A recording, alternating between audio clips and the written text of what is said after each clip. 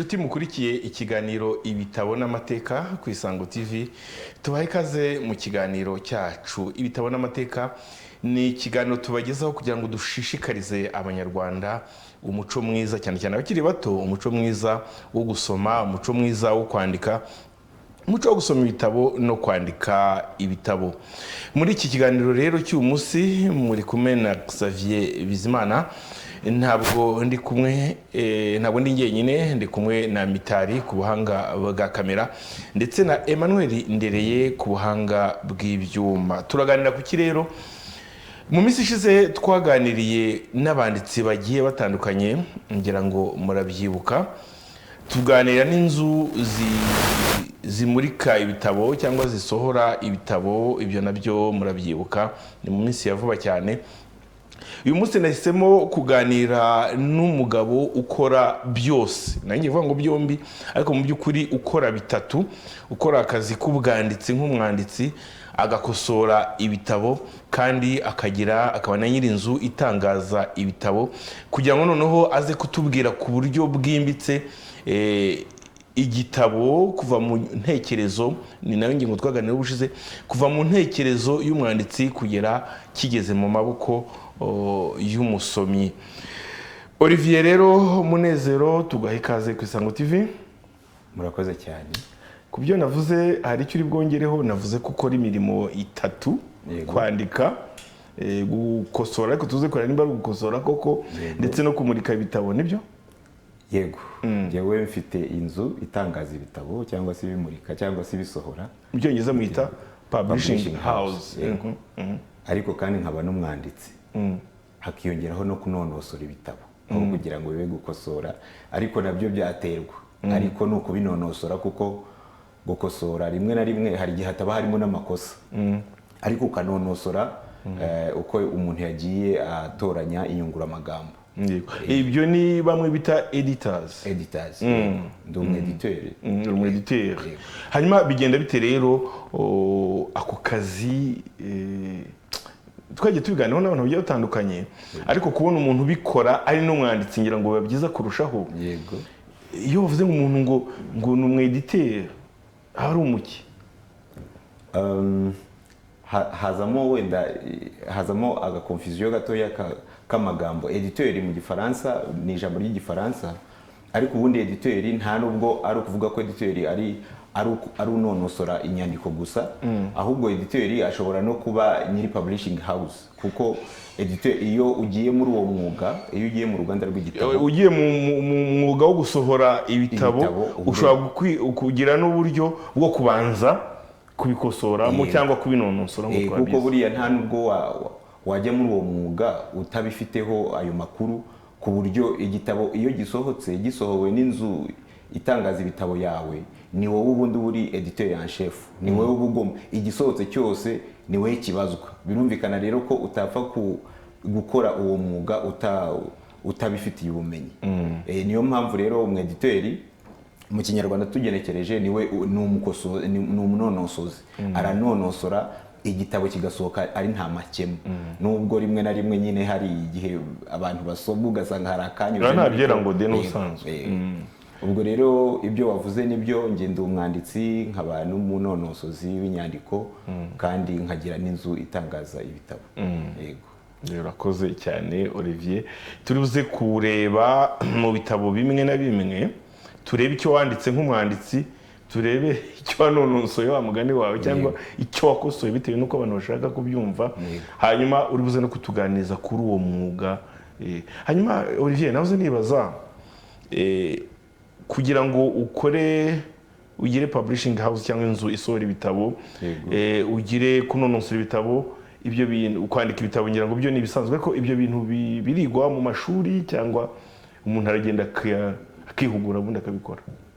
Urakoze cyane. Icyo ni ikibazo cyiza. Ubundi birigwa kuko ni umwuga, ariko burya kwigwa binajyana no kugira passion, kumva waratwawe n'ikintu, kumva ari byo bintu byawe, kuko buriya kwiga ikintu no kuba ugikunda cyangwa se wumva ari cyo kintu cyawe muri wowe, kuko kwandika ibitabo biravuna, ni akazi kavuna. rimwe na rimwe abantu bajya bibwira ko byoroshye kugira kompiyuta ukicara n'umwanya ukandika, ubundi se si ibyo. Ubundi bivuga ko mu myuga niwo mwuga banza udahenze kuba wawukora ubitekereje gutyo, kuba wakwicara ufite kompiyuta yawe ukandika. Ariko ushobora kwibaza ngo urandika iki? Abantu benshi hari n'igihe baba bafite kompiyuta ariko ntiwababwira. Urabizi ko no kwandika ibaruwa isaba akazi, abantu urabizi ko hari abo binanira bakajya kubaza ati ngiye kunyandikira, cyangwa bakajya mu mapapeteri kubyandikisha. Noneho kwandika igitabo rero bisaba ubumenyi. Kuba ubikunda ni kimwe, niyo mpamvu rero muri rwa ruganda rw'igitabo cyangwa se ya nzira y'igitabo inyuramo, hari umuntu ushobora kubyandika kubera kubikunda atarabyize, akandika inkuru. Niyo mpamvu rero abishyira ya nzu inonosora ibitabo kugira ngo bamuhe umurongo ngenderwaho. Kuko umuntu ashobora, hari abantu bareba ibintu biri hanze aha uko agenda, haba mu mujyi haba mu cyaro, agahita yumva agize igitekerezo cyo kwandika ikintu, aracyandika, yego nibyo, ariko akeneye wa wundi unonosora. Turi bugarukeho icyo kibazo, turi bukigarukeho aho umuntu ufite igitekerezo yakora, intambwe yatera kugira ngo agire ibyo akora, namwe mugire ibyo mukora, igitabo kizarinde ubwo kigera mu maboko y'umusomyi. Ibyo bintu wahisemo kubikora byose icyarimwe uko ari bitatu, nibyo byoroshye cyangwa nibyo bifasha? Sinavuga ngo biroroshye ariko birafasha. Ariko icyatumye njye mbikora, njyewe natangiye kwandika ntabwo ari kera cyane, mbitangira nk'aho ari umwuga ni nka 2018, ariko nkaba nakundaga nyine no kubona ibintu nkumva nabigira inkuru, nkaba nshobora kubona inkuru ariko najya kuyivuga nkumva nakongeramo n'ibindi, burya nabyo ni impano. Ubwo rero ndavuga nti nta mpamvu, ariko nza kugirirwa n'ubuntu njya gukora muri maison d'édition imwe hano mu Rwanda. Ugira ibitekerezo byagutse noneho? Noneho ntangira kugira ibitekerezo byagutse. Ese burya usibye kwandika ni uku nguku ibintu bishobora gukorwa. Ndavuga nti ariko ni nako ubundi niko umuntu akora. Ngenda mbyiga, ngenda mbona igikenewe n'igisabwa, bigera ubwo rero mvuga nti rero ni byiza ko nanjye nagira icyo nkora, kandi mbaza amakuru. Ese kugira ngo umuntu agire iyo nzu itangaza ibitabo bigenda bite? Mbona amakuru, bijyamo, ndiyandikisha, ngira inzu, kugeza ubwo abantu batangira kungana bakampamagara ati wadufasha iki. Ariko nyuma, mbere y'aho ngaho wasangaga umuntu aza akambwira ati ngewe mfite igitabo kinkosorera privately, nyine ku giti cye, nkaba nagikosora cyangwa nkamuhuza n'inzu inonosora ibitabo. Ariko ndavuga nti nta mpamvu ko nanjye ko mbifiteho ubumenyi. Olivier, mu Cyongereza inzu bihita bizamo publishing house, no mu Kinyarwanda mwabishyizemo ni inzu. Kuki muvuga ngo ni inzu, ni publishing house, ni inzu isohora ibitabo? Iyo nzu wakubaza ifoto yayo wayinyereka? Ni ikibazo cyiza cyane. Si ukuvuga ngo mu by'ukuri nyine ni kwa kundi usanga ururimi akenshi gusa, iyo nzu isohora ibitabo cyangwa publishing house ni umwuga ukorerwa ahantu bisaba ko abantu bicara.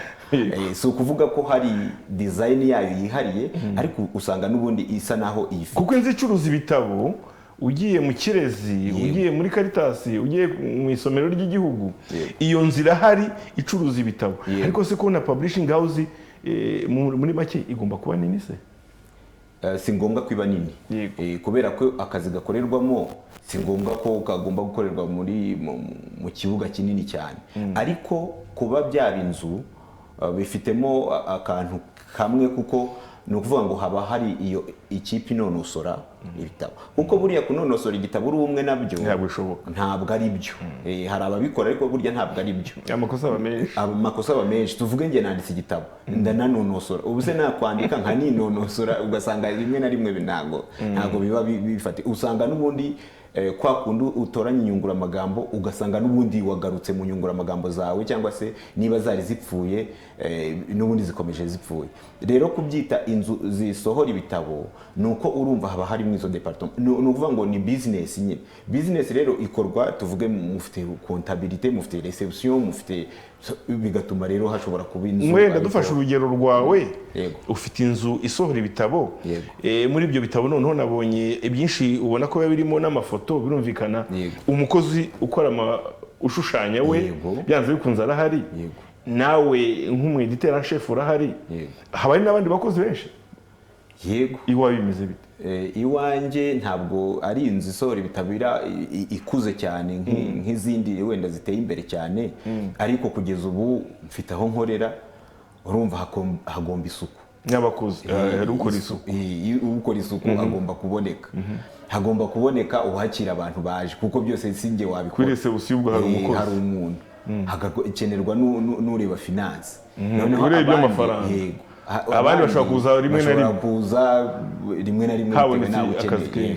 nk'abo bashushanya ushobora kudafata umuntu ushushanya ngo umugire uwawe bwite, kuko ntabwo wanabona n'icyo umwishyura, ahubwo mugakorana pari kontra, ukaba waba ubonye ibiraka cyangwa se umaze kubona igitabo kinonosoye, kuko ikintu kigora cya mbere ni ukubanza kukinonosora, ukabona iyo script ukayibona, noneho we ukamugayidinga ibyo ashushanya, kuko buriya ushushanya si we kubwira ngo ndashushanya ibi, ahubwo wowe unonosora igitabo ni wowe umubwira ngo shushanya ibi. ibitabo rero turigiye kuza kubirebamo nk'uko nari mbivuze mu kanya. Yego. ariko umuntu akurikije ukuntu bavuga ngo abanyarwanda ntibakunda gusoma, ukabona amazu amurika ibitabo, namwe mukora uwo mwuga wo kubinonosora n'ibindi, ubanza abanyarwanda umuco wo gusoma barawugize, ahubwo abantu benshi tukaba tutarabimenye. biravugwa ko abanyarwanda cyangwa abanyafurika badakunda gusoma, ariko iyo ubirebye ubona biri kugenda biza. ntabwo ari ariko na mbere rega abantu barasomaga, ahubwo nuko batabonaga ibyo basoma. ngiye mbona umwana yavutse iwabo akahasanga ibitabo, nk'uko hasanga televiziyo, nk'uko hasanga ibindi, nabyo yabimenyera. ahubwo ikibazo haracyarimo ya myumvire y'ababyeyi yo kudagura ibitabo cyangwa kudashaka ibitabo. naho ubundi abana bakunda gusoma. abana iyo kandi abyirutse atyo, n'ubundi arabikurana, ukazasanga asaza anasoma ibitabo.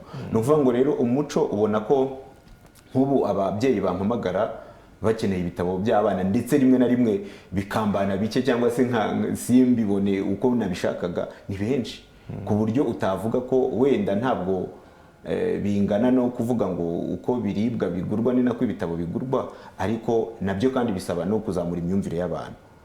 abantu hari igihe muba muri kumwe bati ariko umuntu yakoraho ibitabo byo gusoma. rero iyo udahise ubarangira muri icyo gihe, usanga nyine babiritse, ugasanga abana ni za YouTube n'izindi social media. Urakoze cyane.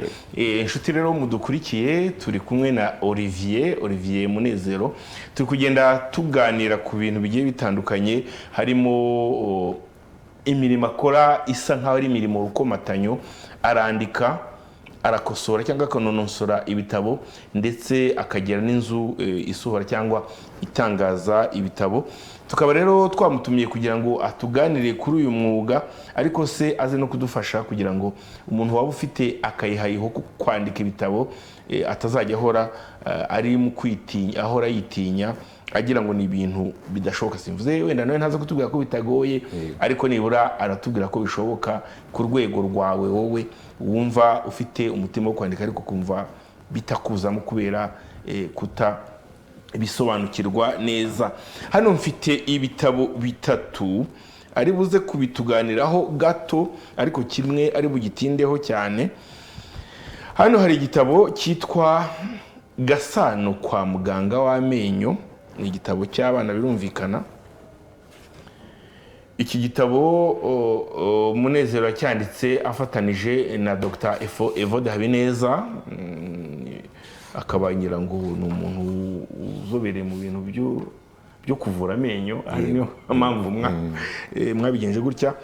Iki gitabo rero Gasano kwa muganga, mwakivuzeho iki wowe na Dr. Habineza? Yego, urakoze.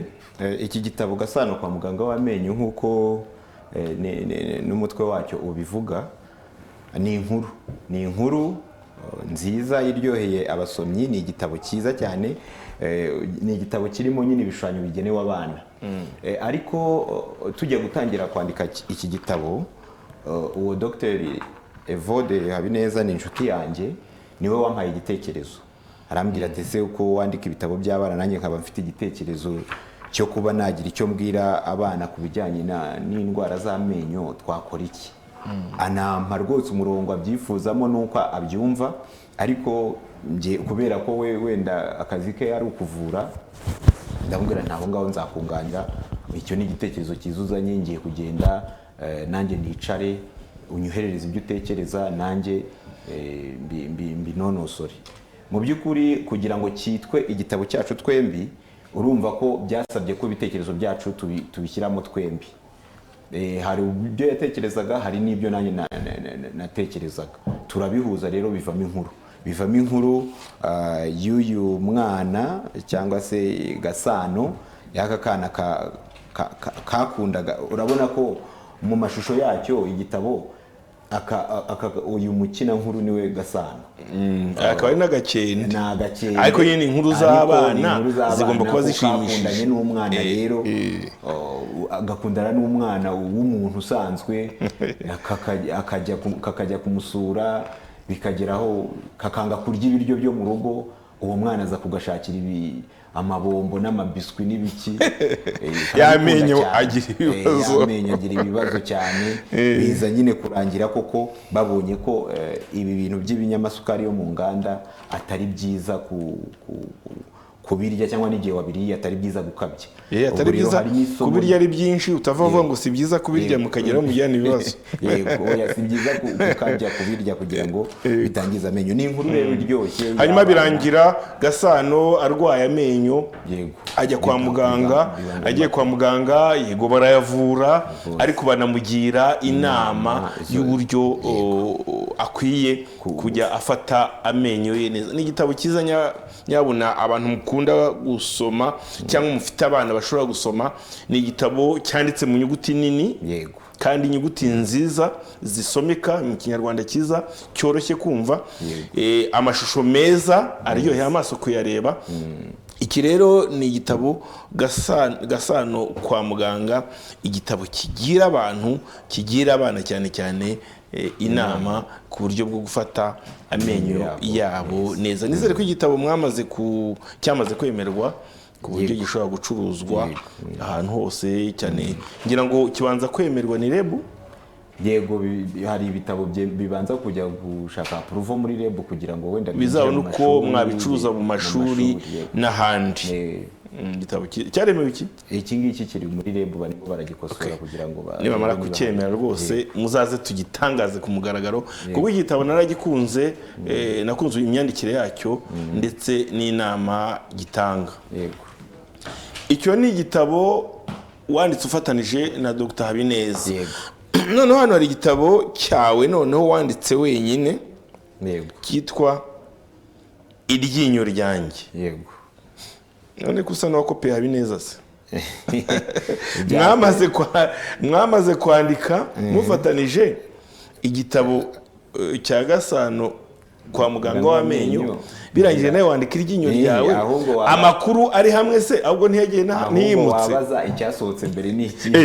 Icyasohotse mbere ni iki ngiki? Okay, nimba ari iki ngiki rero ubwo Dr. yaje kukunononsora. Nabyo birashoboka, usibye ko nubwo byose bijyanye n'amenyo ntabwo inkuru ari zimwe. Ngaho tubwire rero, tubwire muri make Iryinyo ryanjye. Ubundi tugira ibi bita superstition mu Cyongereza, tubyita ni nk'imyumvire y'Abanyarwanda. Ese iryinyo, abana bajya bakunda kugenda, iyo umwana akunda kugenda ahura n'utubazo yibaza, cyane ko akuka amenyo nk'itegeko. Iyo akutse amenyo rero rimwe na rimwe bimubaho atazi bimubayeho. Iyi nkuru rero irimo hano ni inkuru y'umwana w'umukobwa witwa Shenge, yari arimo yoza amenyo, mu gihe aciriye abona akantu kameze nk'akabuye karaguye, yibaza ibibaye, akojeje rero ururimi ahantu mu yumvajemo igihanga, umwanya aragenda ajya kwireba, yibaza ibimubayeho. Urumva ni nko gusobanurira abana amafenomene agenda babaho mu gihe bakura. Noneho umwana biramubabaza cyane kuko yakundaga n'amenyo ye, yari amenyo meza, yumva yakunze, aravuga ati biragenda bite. ariko bamugira inama y'uko turabizi mu kinyarwanda iyo umwana akutse iryinyo hari za superstition navugaga bamubwira bati hari gahunda agomba kujyana n'inyamanza. Iyo gahunda rero abatayizi harimo abantu batabisobanukiwe yuko mu muco w'Abanyarwanda umwana ukutse iryinyo agomba guhita agirana imishyikirano n'akanyoni kitwa inyamanza.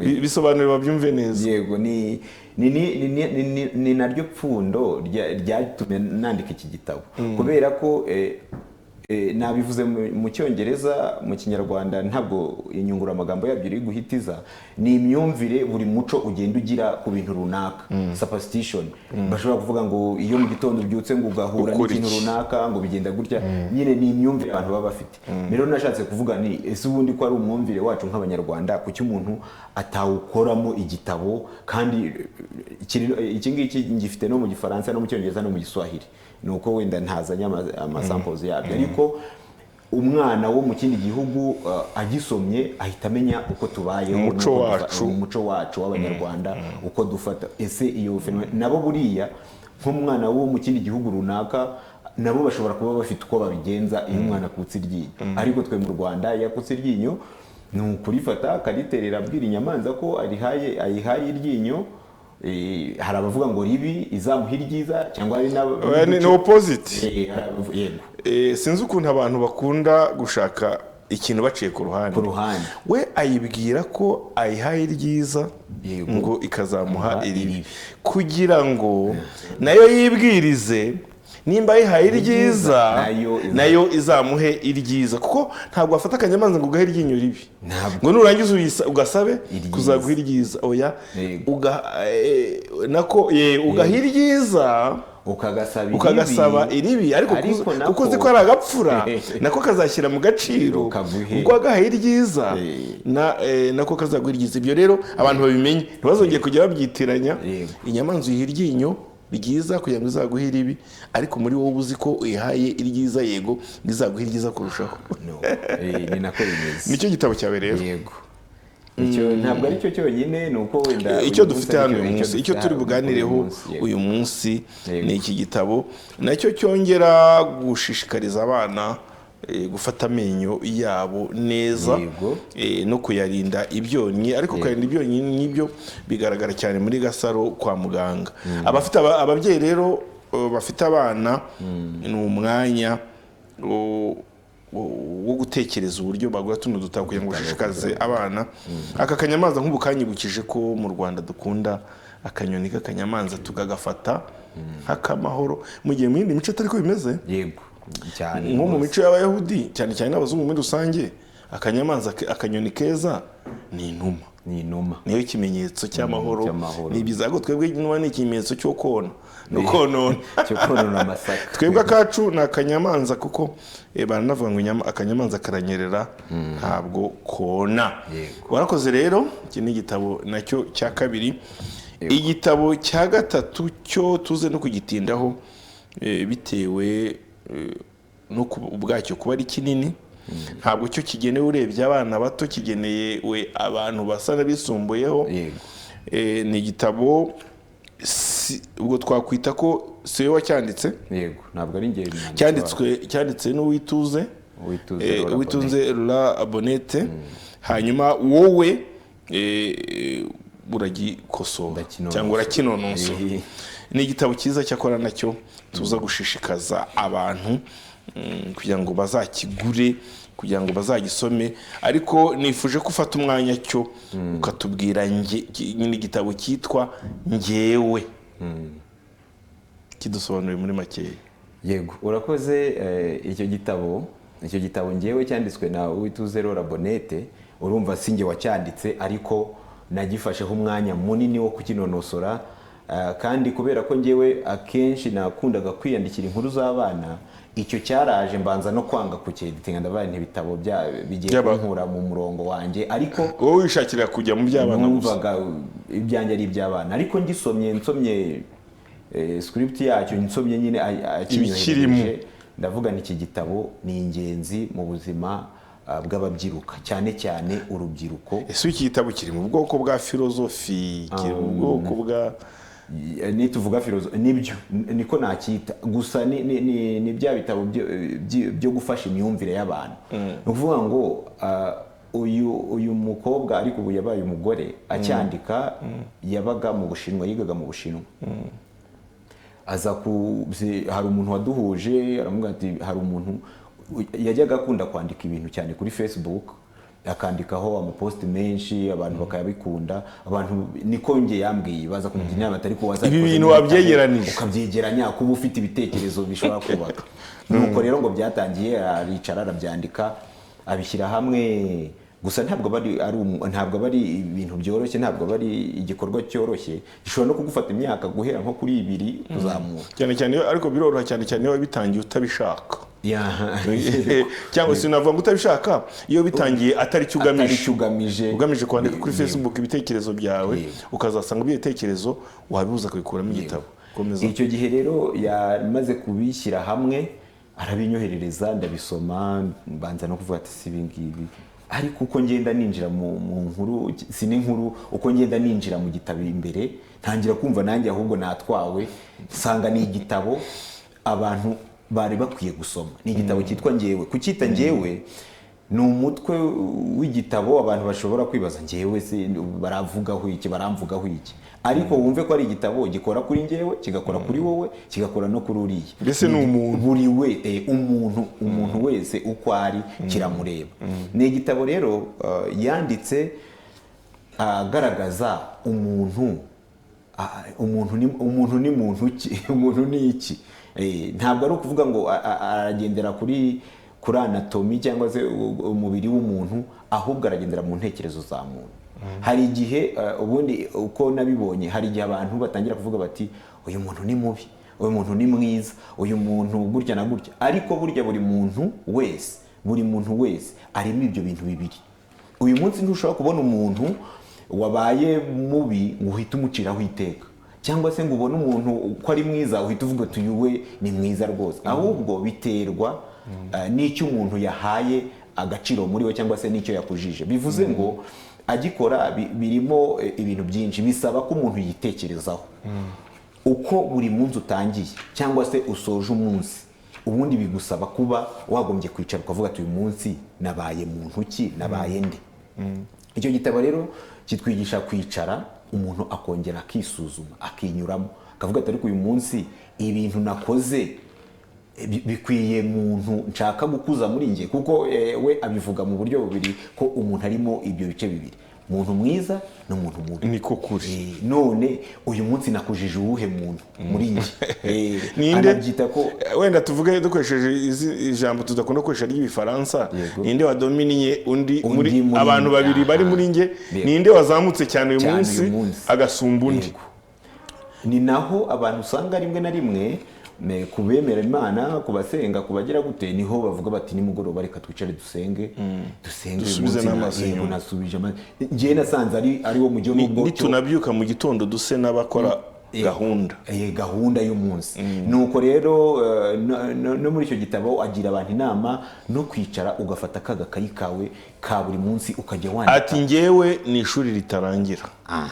Aho ngaho rero ni amashapitire agiye atandukanye. Iyo shapitire nayo kuvuga ko ari ishuri ritarangira, nuko umuntu kuba none wabaye umuntu mwiza ntibivuze ngo uzahora uri mwiza, bisaba ko uhora wiyiga. Niyo ya auto inspection yawe ni nyanje dakama.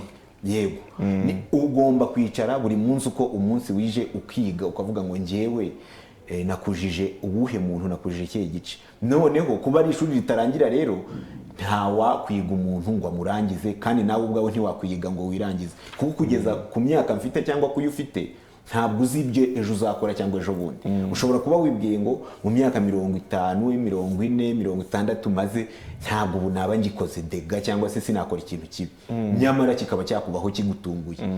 Cyangwa se ukavuga ati njyewe byararangiye nkora ibibi gusa, ubu abantu ntibangarurira icyizere, ubu byararangiye nabaye umuntu mubi. Oya, birashoboka ko rwose ejo wakora n'ibyiza bigasiba bya bindi wakoze bibi. Ngira ngo niho Bonete yavugiye ko ngewe ari urugamba rutoroshye. ni urugamba rutoroshye rwo kurwana. Aho ngaho nabivuze nanabisoma, icyo gitabo nagifasheho nk'icyumweru ngisoma, nta ndakora na kimwe cyo kuvuga ngo ndakinonosora, ahubwo mbanza nanjye kubanza kukiyumvisha kugira ngo nikijya no gusohoka aho umuntu yajya bamubaza ati iki gitabo wanonosoye n'igitabo bwoko ki, umuntu azamenye. Rero ni ishuri ritarangira, ni urugamba rugoye cyangwa rutoroshye kurwana kugira ngo ube muntu wakwifuza kuba we, kuko haba hari byinshi bishobora gutuma uta wa murongo kandi wari wazindutse uvuga ngo ufite n'umutima mwiza rwose. Ntabwo bijya bibura. Yavuzeho byinshi, ntabwo turi bugarukaho byose, ariko nge yamvuzeho byinshi, ubwo buri wese yumve ko ari we niwe ku giti cye, niwe wowe, niwe nge, niwe undi. Ati ngewe urugamba rutoroshye kurwana, ibyo twabivuze, ngewe inshuti ititenguha. Yego. Ariko ibyo nibyo umuntu aba yibwira cyangwa yifuza cyane biba bihari. Ni kwa kundi afata impande zombi. Hari igihe utitenguha, hari n'igihe witenguha. Inshuti ititenguha, ngewe bigoye gukosora. Yego. Kuko umuntu gukosorwa burya umuntu wese agira yindi twita ego yo kumva ari we wagombye byiza, cyangwa se niba nanabikoze ndamaze akihagararaho. Rero biragoye gukosora umuntu, ngewe bigoye gukosora ngewe, kuko mba numva ari nanjye ubitse igicumbi cy'ukuri, abandi bose ari ukugerageza. niyo nanakoze ikosa rimwe na rimwe, rega ngewe iyo bita ngewe inarige, reka tubyite inarige, ubuhita wumva utagomba kubwirwa iryo kosa. Niba wanarimenye, hari abantu bateye gutyo, niba nanarimenye ubwo nzarikosora, ariko ntimurimwe. Nimba wanarikoze amafuti y'umugabo, n'ibyo byose ni ibyiza. Yavuze ngewe bigoye gukosora, ariko nanone aragaruka aremera ngewe ushobora kwibeshya. Yego ngewe ushobora kwibeshya. Yari ako ka gatatu wavuze kabanza ngewe urugamba rutoroshye, ngewe inshuti ititenguha. Noneho aho warugeze rero, noneho nitengushye. Ni ukuvuga ngo rero iyo buri chapitre, buri mutwe, buri tsinda ry'umutwe w'igitabo rigiye rifite ibyo rivuga. Hari abantu duteye cyangwa se bateye mu buryo badakosoka, bakabivugaho kandi bikumvikana, ariko hakaba n'igihe uvuga uti ahangaha nakabije, ukemera kujya hasi ugakosora. Ni ukuvuga ngo nyine byose biri muri muntu, ibyo bice byose byo kwemera gukosorwa no kwanga gukosorwa biterwa n'umuntu wari we. Ariko iki gitabo mucyandika, udushapitire twose turimo umuntu agenda twumva akaniyumva. Niyo mpamvu tuzashishikariza n'abantu gusoma kano gatabo mu by'ukuri, cyangwa kino gitabo. Umuntu ashobora gutungurwa n'undi, akagutungura mu byiza cyangwa akagutungura mu bibi. Ariko se noneho na ngewe witungura, wenda natungura abandi, ariko se nanakwitungura. Wakwitungura. Mwabyanditse aho hantu nanjye narabyemeye kandi numva nibyo. Ni ukuvuga ni bya bindi nahereyeho mvuga, ni ukuvuga ngo umuntu uko ateye hari ibintu aba yumva biragoye kuba uboka kanya. Nibutse harimo n'urwo rugero, kuba wavuga ngo nako biroroshye kuba wavuga aka kanya ngo nge sinshobora kwiba, ntibishoboka, sinshobora kwiba. Ni umwanzuro nafashe. Aho rero yahavuzeho, cyangwa se nanjye reka mvuge ko twahavuzeho, tuvuga ko ntabwo ushobora kugenda ngo ufate uwo mwanzuro ko utakora iki kintu, kereka icyo kintu wakigezemo. Burya umuntu ajya kwiba, hari abibira ingeso, reka tubyemere, ariko umuntu ajya gukora ikintu kibi ubona wowe utakora. Hari abavuga ati sinakwiyahura, nyamara yego rwose aka kanya wicaye, uwo ni umwanzuro wafashe kutabikora. Ariko nge witungura nshobora kubikora. N'uwabikoze ntabwo ari uko yahereye kera mu bana bavuga ngo nzabikora cyangwa nge nabikora. Ni ukuvuga ngo umuntu witungura naho ngaho biba. Ni ukuvuga ngo nta muntu ukwiye kuvuga ngo sinakora iki, rekeraho ubanze ugere muri iyo situation, nibwo uzamenya icyo ukora.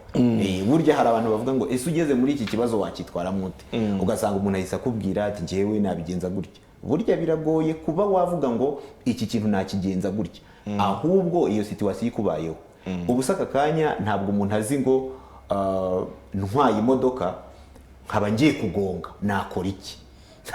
Nta muntu n'umwe uzi ngo yakora iki. Nta n'uva mu rugo, nta n'umushoferi uva mu rugo yabipanze ati manuka nijya kuba ndabigenza gutya, ndasimbuka se cyangwa se ndemera ngende. Ntabwo rero kwitungura nuko icyo ukoze cyose aho ngaho ushobora kubikora ugahita uyikatisha ukagenda ukabikora neza cyangwa nabi, abantu bose bagahita bakwemera. Ariko ntabwo wavuga ngo ibyo bintu ni wowe ngo wari ubizi ukuri bubikore.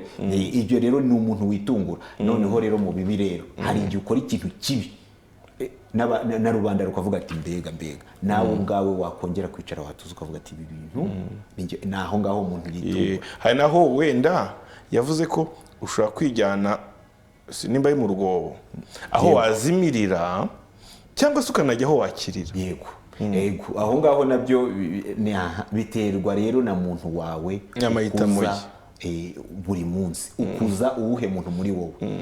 Iyo ukuze umuntu mubi ukicara ukavuga ati aho nazimirira ni nko gufata nyine za ngamba z'ibibi wakora.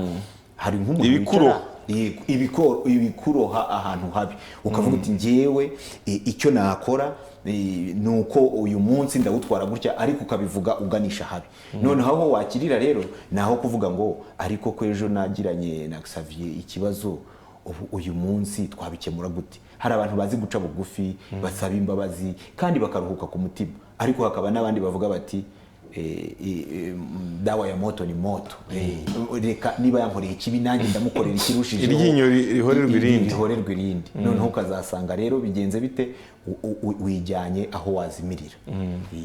Wenda ntabwo turi buvuga amashapitire yose ari muri iki gitabo kugira ngo tutayamara tukanamara amatsiko y'abagitegereje. Iki gitabo abagishaka cyitwa Njyewe, bazagisome. Ibitabo uko ari bitatu ndashaka kubigarukaho mvuga ngo byaboneka he kandi bigura gute. Njyewe iboneka he, igura gute. Utwo tundi ufite aho ngaho ntabwo turi bubone umwanya watwo. Nta kibazo. Warumbajije icyo cya Njyewe kigurirwa he? Iki gitabo kiri muri librairie Ikirezi ho twabijyanyeho samples zacyo, kigura 15,000 niko ntekereza. Iyo ni Njyewe. Yego. Nta nubwo wabifata, si ngombwa kwifata mu mutwe. Abazajyayo ni igitabo cyiza bazabimenya. Ibi bindi kubera ko navuze ko bikiri kunonosorwa ntabwo birajya ku isoko. Umuntu ashobora kumpamagara agishaka, kuko ni igitabo ushobora kubusomera umwana, ariko kugira ngo bigire iyo approval umuntu azabone nuko abijyana mu mashuri, biracyari kwigwaho muri REB, bagenda bareba niba imyandikire cyangwa se kuko nabo bagira oya muri bazabishima. Yego, ni byiza niyo batabishima batubwira ibyo. Niyo batabishima babwira icyo umuntu nonsoro. Uri umuntu nonsoze ntibyakugora. Urakoze cyane, nukuri urakoze cyane Munezero Olivier. Tugarutse ku banditsi rero, yego, ubwanditsi bwatunga umuntu, bwamutunga. Wenda reka nshyireho commentaire simvuge igisubizo kifunze cyane gutyo.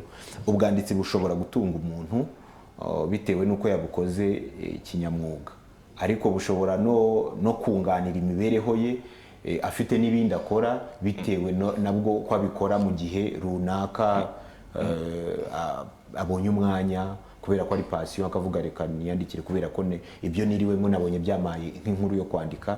Birashoboka, ariko umuntu abifashe akabigira umwuga byamutunga kubera ko mu ruganda rw'igitabo habamo imirimo myinshi. Ushobora kuba uri umwanditsi, ushobora kugana inzu zandika ibitabo cyangwa zisohora ibitabo zikaguha akazi, urumva byamutunga. Ushobora noneho no kuba umwanditsi ku giti cyawe, ukakora ibintu neza, ukagendera ku mirongo isabwa n'ibigo runaka, nka REB ibifite amategeko n'amabwiriza yayo, ukabikurikiza, ukajyana igitabo bakibona. Akenshi ibitabo bijyanwa mu mashuri aba ari byinshi, ushobora kubitanga bakabigurisha, ugakuramo amafaranga agutunga rwose kandi menshi rwose, atari ukuvuga ngo ni amafaranga makeya. Bishobora wenda kuba atari ibintu wavuga ngo bihoraho buri gihe, ariko igihe byabayeho ukaba nawe uri umuntu uzi kwibikira amafaranga, ushobora rwose kubikora. Iyo ukuyemo ukamenya uko uyabika, ejo ukongera urumva rero ni akazi gashobora kugutunga. ibi bintu byo kuba hari ukuntu igihugu gifasha mu mashuri gusa ni byiza, umuntu yabishima.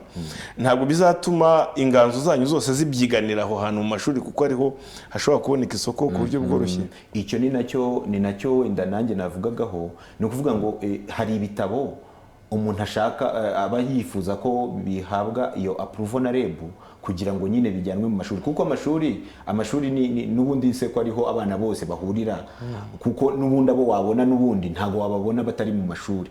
Ushobora kubabona yego aho ngaho nka gutya turi muri vacances, turi mu biruhuko, abana bari mu biruhuko, ushobora kwishakira ibitabo byo gusoma mu rugo. Si ngombwa ko approval ya REB igomba kubiriho buri gihe, ntabwo ari ngombwa, ahubwo kubera ko igitabo kugira ngo gihabwe ISBN ni nimero ikiranga, ni ukuvuga ngo uba ugomba kuba waratanze sample mu nteko y'umuco.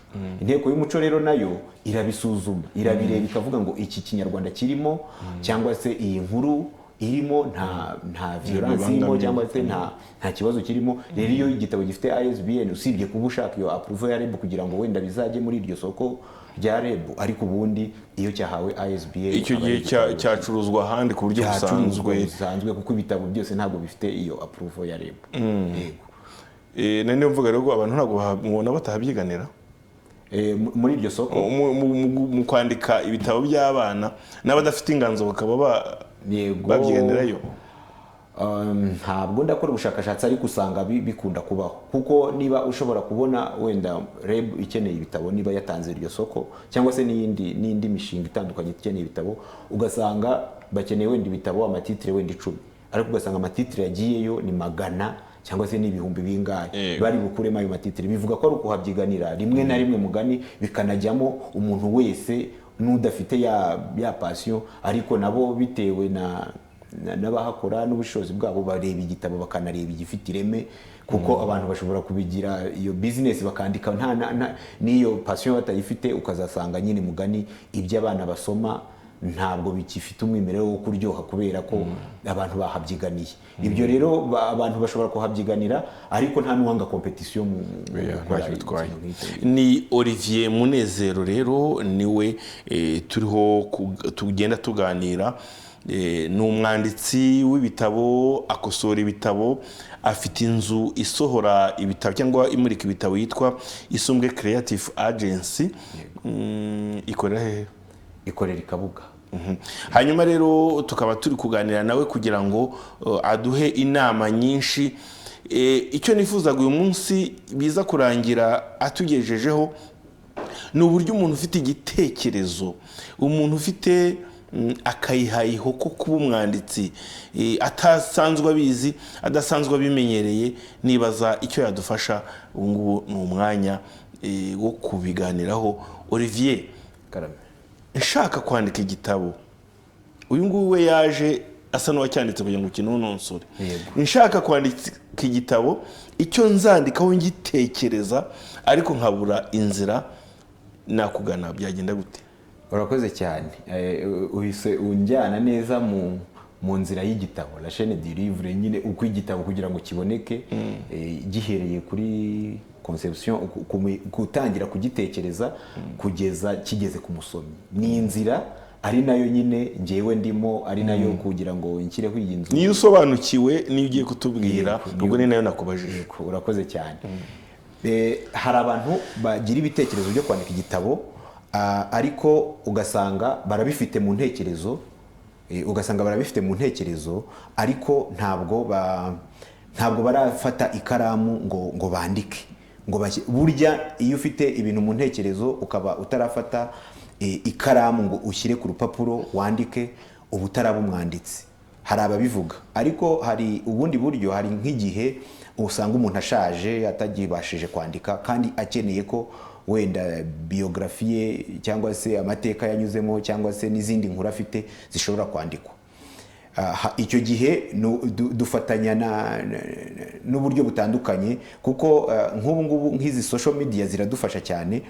Ushobora kugenda ugafata umukameramani akafata, cyangwa se audio bagafata amajwi wa musaza, wowe ukicara ukumva ya majwi wowe ugakoramo inkuru ugatangira ukandika. Ariko urumva ntabwo bihuye n'umuntu wagize igitekerezo agafata ikaramu akandika. Uwo nguwo niwo bita umwanditsi, kuko icyo gihe niba umuntu yaragiye akakubwira mfite igitekerezo ukamwandikira ari wowe ufashe ikaramu, burya biragoye kumwita umwanditsi. Ni byiza rero ko umuntu ufite igitekerezo cyo kwandika yandika, arabanza agafata ikaramu agashyira ku rupapuro akandika uko inkuru yumva, noneho hagakurikiraho ya etape yo kubiha ubinonosora akareba, akavuga ati rero iki gice sicyo cyari kubanza, hari kubanza iki sicyo cyari kujya hagati, cyari gusoza, kuko twebwe uwo niwo mwuga dukora.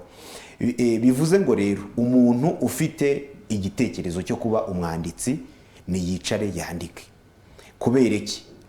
Rimwe na rimwe njya mpura n'abana mu ma event atandukanye batoya, imyaka 6, bamwe batangiye kumenya kwandika, bati nkababwira mufite inkuru mwakwandika? Yego turayifite.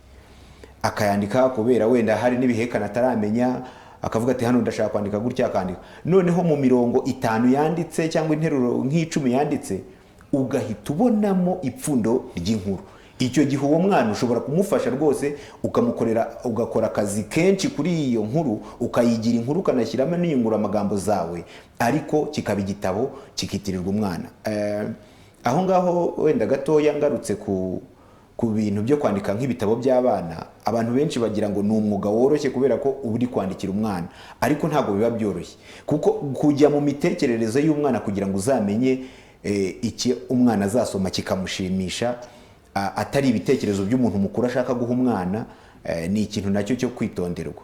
Rero ntizimbye mu magambo cyane, iyi nzira y'igitabo kugira ngo umuntu yitwe umwanditsi, ni abantu nibashiruka ubute babanze bafata ikaramu bandike, kandi ntibibwire ko ijoro rimwe rihagije ngo ube ubonye igitabo. Urandika uyu munsi, ejo ukagira ubunebwe, ejo bundi ukanabivamo, ukazongera ukagaruka ukongera ukabisoma bya bindi ukavuga ati bisi nabyanditse kubera iki, ukabivamo ukabyihorera, amezi 3 agashira ukongera ukagaruka, igitabo kikagenda gutyo, ku buryo igitabo nk'icyo twahoze tuvuga cyandikiwe abantu bakuru, cyane cyane nk'inkuru ndende, ushobora kucyandika hagati y'imyaka 2 n'imyaka 10. Nta gitangaza kirimo ko ushobora kwandika Roma ikamara imyaka 10 itararangira, ariko kandi nabwo ushobora kugira igitekerezo ukacyandika kikavamo inkuru mu gihe kitarambiranye, nk'uko twigeze tunabivugaho ngo cyane cyane iyo ukunda kuba ukusanya ibitekerezo ahantu hatandukanye, ukazagira noneho umwanya wo kuvuga ngo bya bitekerezo reka mbishyire hamwe mbikoremo igitabo, nk'uko byagenze mwa kiriya gitabo twari turimo tuganira. Icyo gihe biroroha ugasanga ibitekerezo urabifite. Naho ubundi umuntu wese ushaka kuba umwanditsi nabanze yandike, agira ikayi, agura ikayi yandike, cyangwa se afate computer yandike yashyiremo. Ariko buriya ngewe inama nziza nuko umuntu yandikisha ikaramu, nkuko igitabo natwe tuba tugikeneye kugifata. Umuntu iyo yandikishije ikaramu ntago bihuye burya no kwicara kuri computer typinga ibyarangije gushyirwa mu nyandiko. Nibyo byiza, kuko gutekereza uri no kwandika ku mashini rimwe na rimwe bijya bigorana, kereka niba ari nge bigora wenda abandi bakaba babishobora. Ariko ni byiza gufata ikayi ukandika, ndetse wananirwa ukabika. Ejo wazongera kubyuka mu gitondo ukongera ugasoma bya bindi. Hari igihe wongera nawe ubwawe ukaba editeur ku giti cyawe, ukongera ukareba ibintu wari wanditse ukavuga ati aha hantu ntabwo ari uko nagombaga kuhandika, aha hantu reka usanga n'umuntu akenshi no muri za dissertation nibisanzwe habanza draft, akenshi umuntu arasiba inshuro nyinshi. Rero ntabwo bitangaje kuba wakwandika ejo wakongera kubyandika ugahita uvuga ati iki gice cyose ndagikuramo, iki singishaka. Cyane cyane noneho iyo nk'abantu bari kwandika biography ibivuga ku buzima bwabo, hari ibyo bandika bwacya mu gitondo agahita ako kanya yisubira akavuga ati ibi ntabwo nshaka ko babimenye. Rero muri make inzira ni ukubanza ukandika, ukagana maison d'édition cyangwa se ababediteri bakagufasha, nibo babiha umurongo, nibo bamenya ibice bibanza n'ibikurikiyeho. Niba hari ibishushanyo bizajyamo nabo nibo babitekereza bakavuga inama ibishushanyo. Nubwo hari abanditsi baza babivuga bati ngiye ndifuza ko aha hazajyamo iki gishushanyo. Icyo gihe murabifatanya rero mukamenya bizajyamo, mukagera igihe mubishyira wa wundi ushushanya rimwe na rimwe nawe yashanya ukavuga si ibi dushaka kongera agasubiramo kuko nawe bikagera ubwo mwese mubyumvikanaho noneho bikajya muri mise en page noneho mukabishyira designer wa wundi uzakora kino gitabo kuko ntabwo ari ukwandika nk'uwandika muri Microsoft Word gusa ngo birangize haba abantu bigomba guhabwa umurongo hari abahanga muri byo bagomba kubikora. Olivier, hari itangazamakuru tugerageza kuko dushoboye ariko ntabwo ari ibinyamakuru byinshi mbona ibitangazamakuru byinshi mbona bijyamo byo gushishikariza abantu kwandika ariko burya uw'ingenzi cyane bireba ni leta ariko ducishije cyane cyane muri Minisiteri y'Uburezi cyangwa abakora integanyanyigisho zijyanye n'uburezi. Ubona hakorwa iki muri izo nzego kugira ngo ubwanditsi gusoma n'ubwanditsi birushaho gufata intera irenze iyo turiho twishimiye iyo twagezeho kuko ikiya twasomaga ikinyamateka tugasoma imvaho naho abantu twasomaga hobe gusa ariko ubwo ibisomwa birahari mu mashuri ni ibintu byiza intambwe yaratewe ariko wowe nk'umuntu birimo ubona akwiye gukorwa iki kugira ngo intambwe irushaho kuba ndende kandi igana imbere? Yego, urakoze cyane. Icyo nasaba cyangwa se icyo navuga waruvuze Minisiteri y'Uburezi ariko buriya minubumwe abashinzwe integanyanyigisho yego ariko na minubumwe buriya biri mu nshingano zabo kuko aribo bafite wenda kiriya kigo cy'umuco yego buriya nibo cyane cyane duhora tunakora inama banditse benshi barabizi dufite forum duhuriramo byonyine turashimira intambwe zagezweho kuba dufite iyo forum kuba dufite forum duhuriramo nk'abanditsi icyo ni cyiza hari n'amasosiyasiyo menshi ari kugenda avuka y'abanditsi ibyo bituma abantu iyo bahuye batangira kugenda bareba challenge cyangwa se ibibazo bahura nabyo bakanabiha umurongo. Ikindi cya kabiri nuko icyiza nshima kubo umuntu yabona izi nimero ziranga igitabo bisigaye ntago bigoye cyane kujya mu nteko y'umuco ukagaragaza ko ufite iyo nzu isohora ibitabo ukabahereza ibyo ugiye gushyiraho izo nimero kuko baba bagomba kubimenya bakareba ko ikinyarwanda cyanditswemo aricyo niba ari urwego rugomba kubanza kubisuzuma bakakoherezayo bakabisuzuma ubwo urumva nacyo ni indi ntambwe. Icyo rero nsaba nuko abantu babanditsi by'abanditsi abari mu ruganda rw'igitabo abanditsi izi nzu zisohora ibitabo ababicuruza abashushanya dukwiye kunga ubumwe dufashijwe n'izo nzego twavugaga tukunga ubumwe none ntihagire kuko na piratage mu bitabo iraba cyane. Piratage ni kwigana abantu bigana ibitabo akakanya ukabona iki gitabo kiri ku isoko ariko mu kanya ukabona byabaye byinshi ku isoko kandi wenda warakoze bikeye. Noneho ikindi hakazamo ikintu nk'icyo wambajije karate si umwuga wagutunga hakazamo iyo motivation kuko nko mu nteko y'umuco tugiramo ahantu ni nka biblioteke irimo ibitabo abanditsi bashishikarizwe kujyanayo amasamples kandi igihe bayajyanye kuko iki gitabo kugira ngo gisohoke kibe ari igitabo kimeze gutya gitwara amafaranga kandi atari make kugira ngo kigere aha ngaha umuntu hari igihe umubwira ati 900 byagiye kugira ngo iki gitabo ugiye ureba cyangwa se miliyoni akavuga ati ko nawe nujya kubicapa uzacapa byinshi nawe nibyo mvuga nyine niba ariko umuntu agiye akajyana iyi sample izo nzego twavuze ni zimumotive zibe zamubwira ati iyo sample kuko abantu benshi hari uzabirebe turacyafite wa muco wo kubwira abantu ngo mfite ibitabo cyangwa se ndi umwanditsi atuzampa agatabo abana basoma uzampa agatabo abana basoma. Inzego rero nazo ntabwo zikwiye kuba zakwakira samples kandi bashaka kugira ngo barebe ko yujuje ubuziranenge ni kimwe ariko mu gihe wenda ujyanye byarangiye byanonose niba ari dutanu batugure kuko buriya buke nkuko babivuze ko ducapura byinshi ibyo twacapuye nyine bisabwa kugurwa ntabwo ari ukuvuga ko niba nacapuye 1000 nzakuramo ngo 500 byo gutanga gusa nta kuko byacapuwe n'amafaranga naho ngaho ariko aho bigeze ngenda shima leta n'intambwe tumaze gutera mu bwanditse bw'ibitabo. Mu minota itarenze 2 nihe nama cyane nicyo babwira abagenzi bawe babanditsi b'abayediteur abafite amazu bapublish ibitabo ndetse n'abafite amazu abicuru yego icya mbere nabwira cyane cyane abanditsi, mbere na mbere abanditsi nibagire umwimerere mu byo bandika, bagira umwimerere.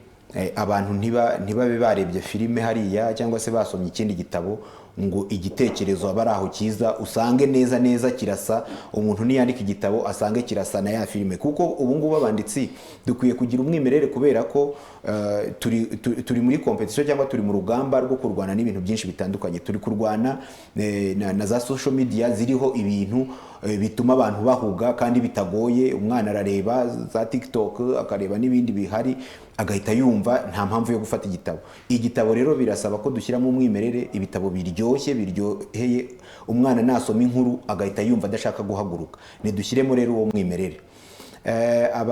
Abasohora ibitabo nabo icyo nabasaba, abafite inzu zisohora ibitabo nibashyireho gahunda zo gushyiraho ayo makompetisiyo y'abanditsi, kugira ngo bakuremo inkuru atari uko umwanditsi ari we wijyanyeyo gusa, ahubwo bashyireho izo kompetisiyo, bashyireho gahunda zituma abanditsi bahura, noneho harebwe umwanditsi wabaye indashyikirwa, umwe, babiri, batatu, aba ari bo basohorera ibitabo binoze.